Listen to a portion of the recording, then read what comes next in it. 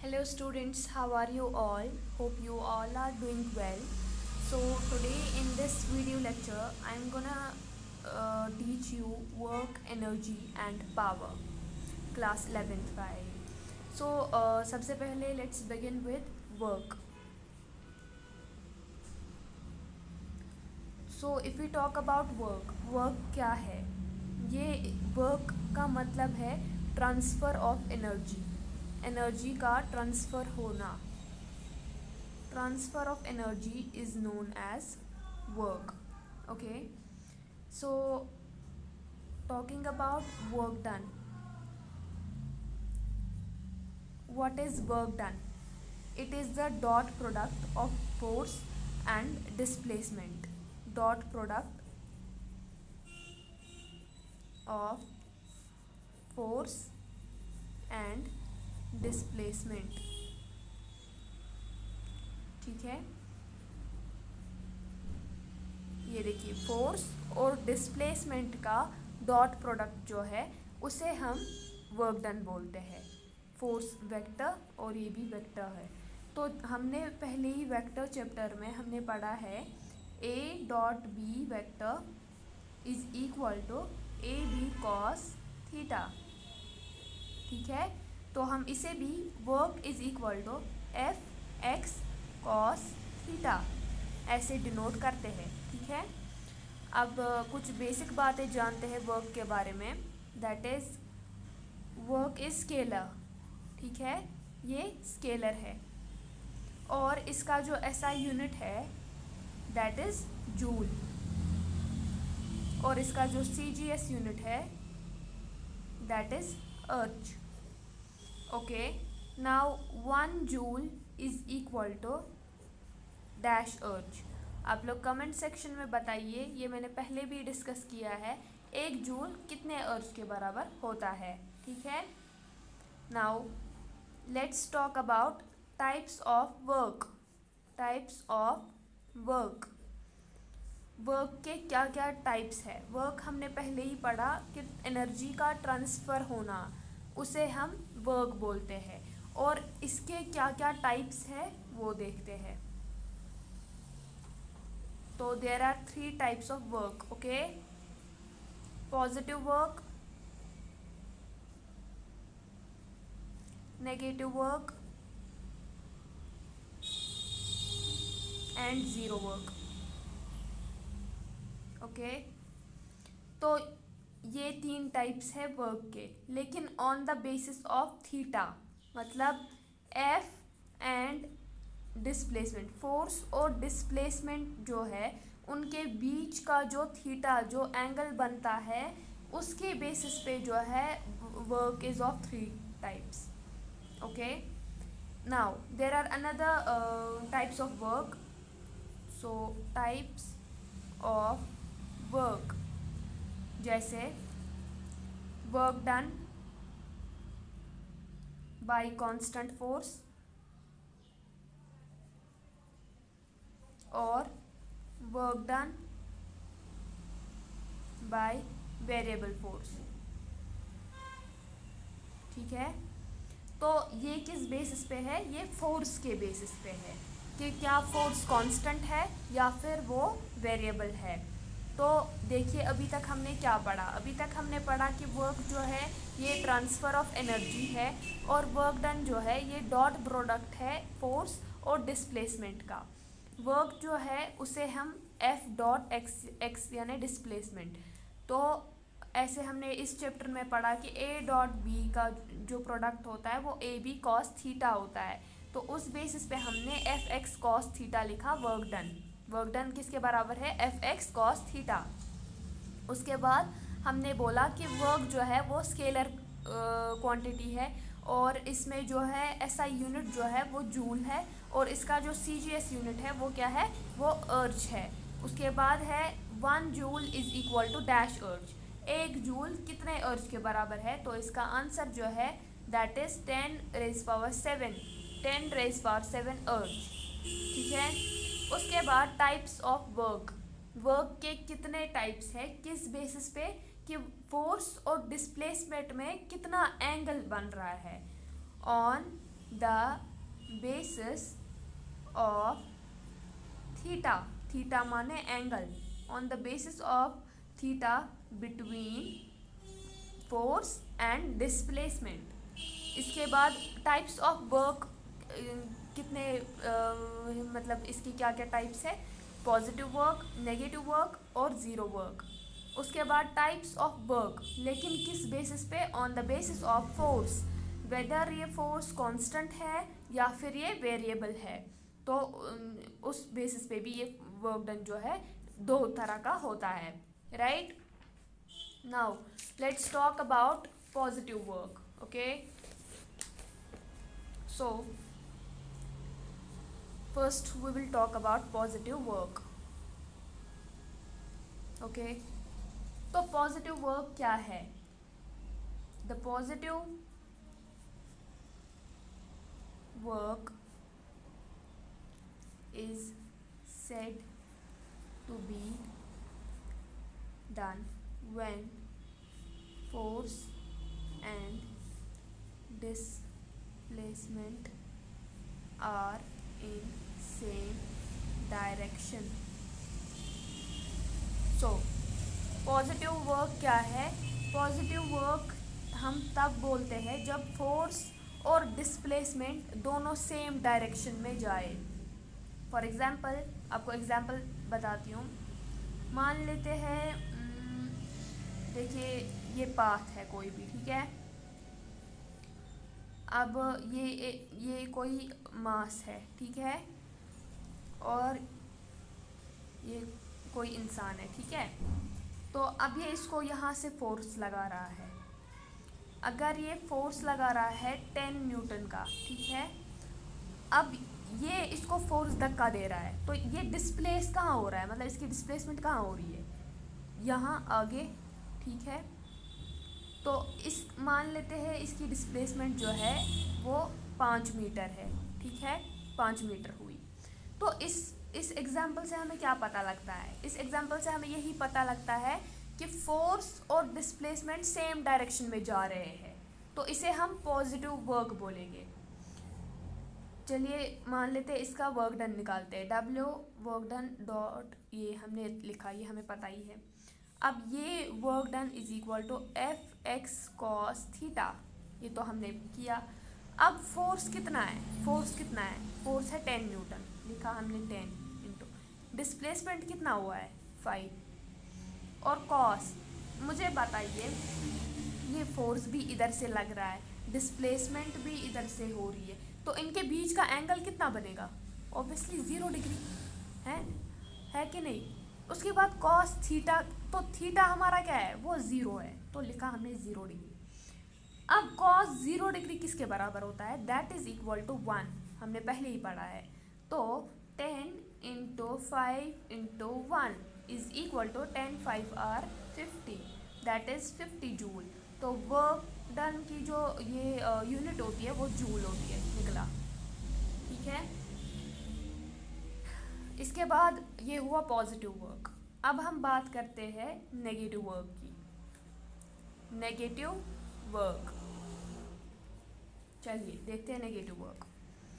When force F and displacement, मैं short में ही लिखती हूँ, X are in opposite direction, ठीक है। तो अब क्या बोलता है कि नेगेटिव वर्क वो है जब फोर्स और डिस्प्लेसमेंट जो है वो अपोजिट डायरेक्शन में है, ठीक है। मान लेते हैं, फिर से ये बनाते हैं पाथ, ये कोई भी मास m है, ठीक है, ये मास है।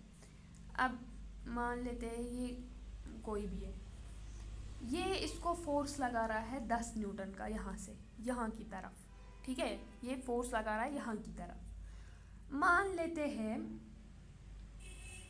ये डिस्प्लेस हो गई यहाँ, ठीक है, इसका डिस्प्लेसमेंट हो गया। अब मान लेते हैं ये यहाँ कोई और है, ये इसको यहाँ से फोर्स लगा रहा है 5 न्यूटन, ठीक है।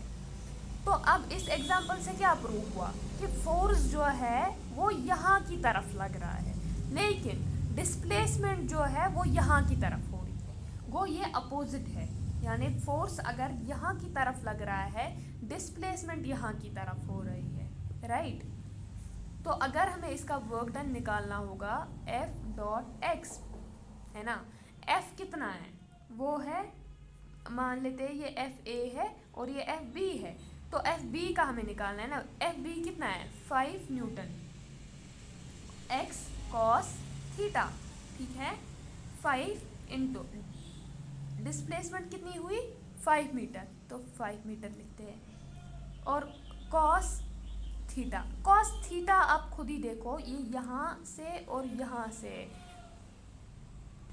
देखिए ये जो है ना, ये यहाँ से और यहाँ से ये क्या एंगल बना रहा है, 180 डिग्री का। तो cos कितना आएगा, 180 डिग्री।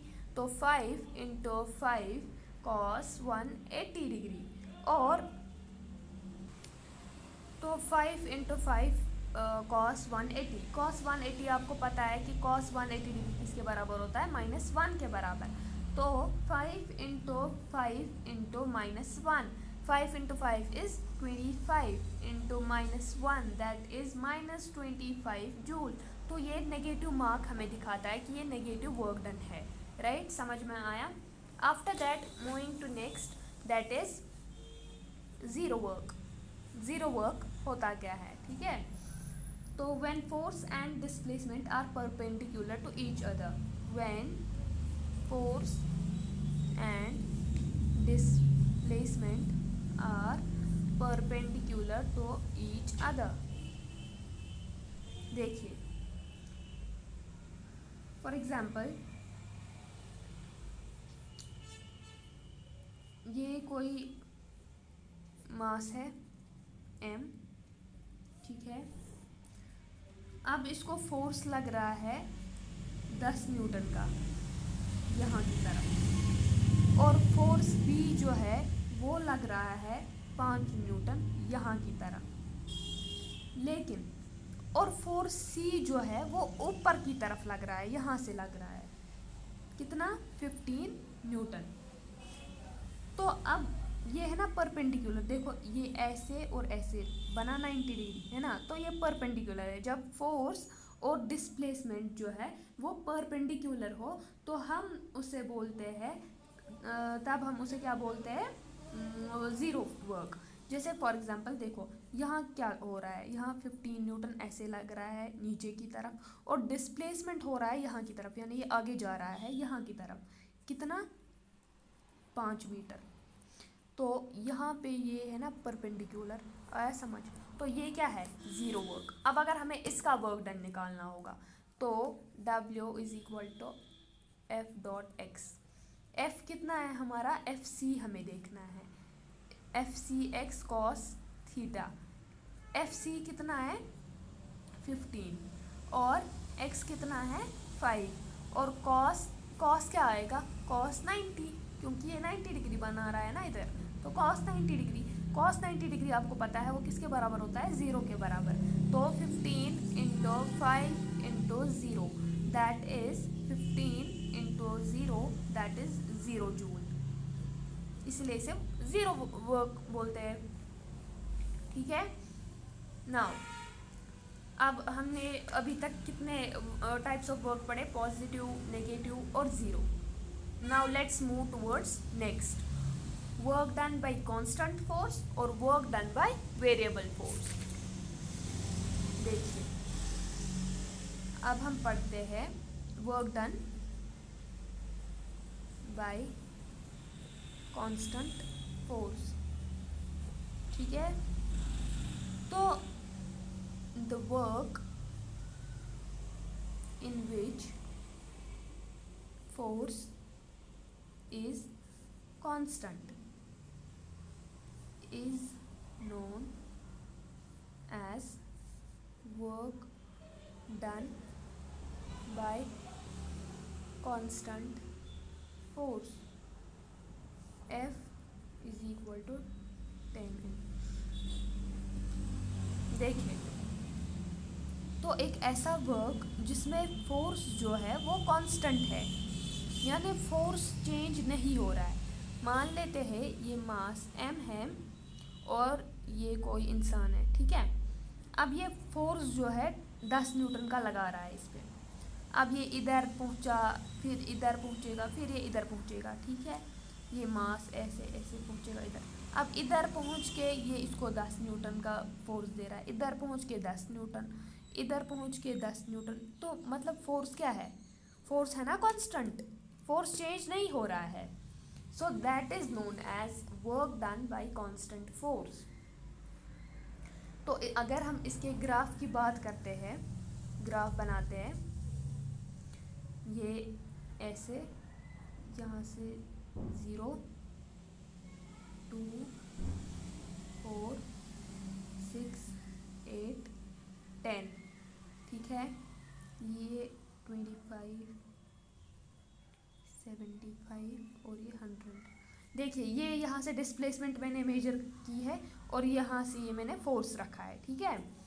देखो अब क्या है, फोर्स क्या है? ऐसे कांस्टेंट, जब तक ये 100 मीटर तक नहीं पहुंचा तब तक फोर्स कांस्टेंट था। कितना था? फोर्स था 10 न्यूटन। तो इसमें क्या है, वर्क डन, मतलब इसमें जो ये फोर्स है ये कांस्टेंट है, ठीक है। अब अगर हमें इसका वर्क डन निकालना होगा, कैसे निकालते हैं? F x cos theta. F क्या है? 10 इंटू एक्स क्या है? 100 और कॉस क्या है? कॉस 0 डिग्री है ना, क्योंकि एंगल 0 बन रहा है। Cos 0 degree is equal to 1 है ना। तो 10 into 100 into 1 that is 1000 joule, ठीक है। राइट, समझ आया? Now next is work done by variable force. तो जब ये तो सिंपल ही है, ये समझ आ रहा है कि when the force is changing during work done, तो वर्क डन के दौरान जब फोर्स चेंज हो रहा होता है that is known as variable force, मतलब work done by variable force. For example फिर से ये बात बनाते हैं और ये मास m है, ये कोई भी इंसान है, ठीक है। अब ये फोर्स जो है वो 10 न्यूटन है इधर। अब ये इधर चला तो फोर्स इसने 5 न्यूटन कर दी, ये इधर चला तो इसने फोर्स 6 न्यूटन कर दी, ये इधर चला इसने फोर्स 10 न्यूटन कर दी। इधर क्या है? इधर आप खुद देखो, इधर फोर्स चेंज हो रहा है, कभी 10 कभी 5 कभी 6 फिर वापस 10। तो ये क्या है? ये फोर्स जो है वो चेंज हो रहा है। अगर हम इसके ग्राफ की बात करें तो वो कुछ इस तरीके से बनेगा। मैं दिखाती हूँ आपको, ये यहाँ से डिस्प्लेसमेंट है, ठीक है।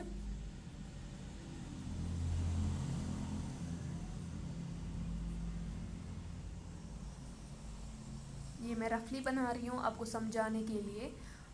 इसके जो नोट्स है वो मैं आपको जल्दी प्रोवाइड करूँगी, वो बहुत ही अच्छे से लिखे हुए हैं। ये जस्ट मैं रफली बना रही हूँ आपको समझाने के लिए, ठीक है। तो सबसे पहले फोर्स कितना है? 10 न्यूटन। तो इधर ये 10 न्यूटन है फोर्स। फिर कितना है? 5 न्यूटन। फिर 5 न्यूटन ऑलमोस्ट यहाँ कहीं होगा। फिर कितना है? 6 न्यूटन। तो फिर इधर होगा 6 न्यूटन। फिर कितना है? 10 न्यूटन वापस। तो ये कुछ यहाँ होगा ऐसे 10 न्यूटन पहुँच गया ना इधर 100 पे। तो इधर क्या है? इधर आप खुद ही देखो, इधर फोर्स जो है वो वेरी कर रहा है, यानी वो डिफरेंट है, वो बदल रहा है, चेंज हो रहा है। तो अब हम इसको ऐसे, जैसे फॉर एग्जांपल हम कैसे निकालते थे? एफ डॉट एक्स ऐसे निकालते थे ना हम वर्क डन, है ना।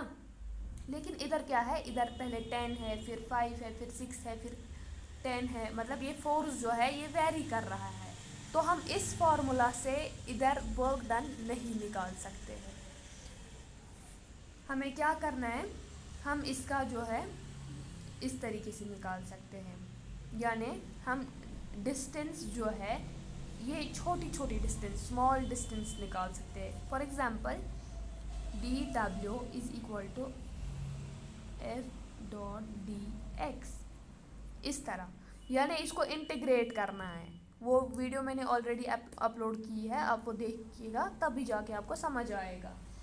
इसमें क्या हो रहा है, इसमें इंटीग्रेशन हो रहा है, क्योंकि जब हमें यहाँ पे हमें पता है ये वेरी कर रहा है, यहाँ से डिस्टेंस भी बदल रहा है, तो इस वजह से हम क्या निकालेंगे इसका, ऐसे इंटीग्रेशन फॉर्म, ऐसे W is equal to integration F dot D x.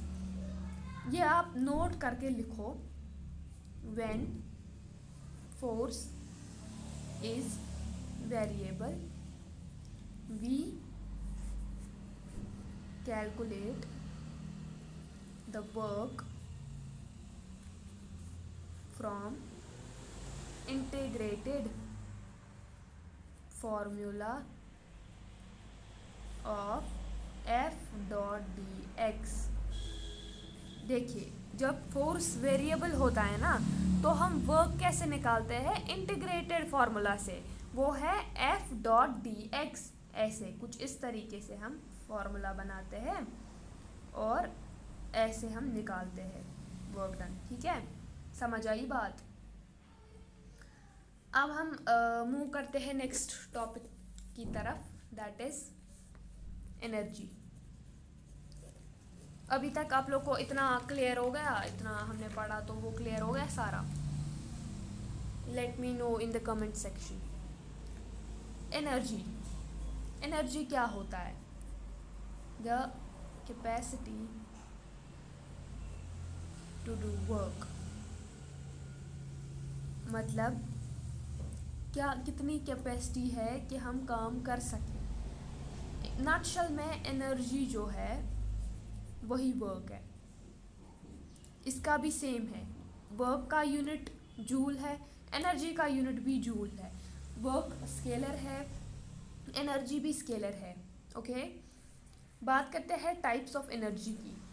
Types of energy, तो ये हमें नॉलेज के लिए पता होनी चाहिए। फॉर एग्जांपल सोलर एनर्जी है, विंड एनर्जी है, हाइड्रो पावर एनर्जी है, tidal energy, coal energy, petroleum वगैरह वगैरह, राइट। उसके बाद हम देखते हैं हमारे सिलेबस में जो है क्लास 11th में, that is mechanical energy. Mechanical energy, ठीक है, मैकेनिकल एनर्जी को ही हम टोटल एनर्जी भी बोलते हैं, टोटल एनर्जी। ठीक है, मैकेनिकल एनर्जी के दो पार्ट्स होते हैं, kinetic energy and potential energy. ये आपने क्लास 9th में ऑलरेडी पढ़ा होगा। मैकेनिकल एनर्जी जो है that is equal to kinetic energy plus potential energy. Mechanical energy को ही हम टोटल एनर्जी भी बोलते हैं।